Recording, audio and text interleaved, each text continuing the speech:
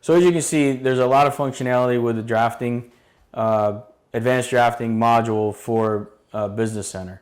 You really use this to automate your sheet production, to do your labeling, to make your plans or your data look presentable. So if you've got to do an as-built plan and submit that to maybe your client or to an agency like a DOT, if you're maybe doing an inspector and you're doing an as-built and you're measuring quantities and stuff, you can create a presentable map that makes, it looks good. It's got a title block on it. It's got your contact information on it.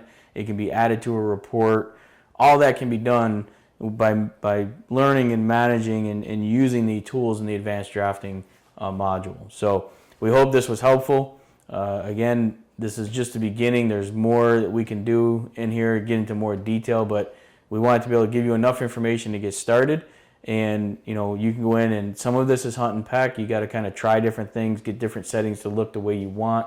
But again, once you have this set up, you can set up and save this in your project template, or you can create these what we call a VCL file, so that you can bring these into other projects that you may have already started but used a different template. So we hope you find the advanced drafting module helpful. If you got any questions at all, contact your local SITECH dealer and they'll be able to help you out.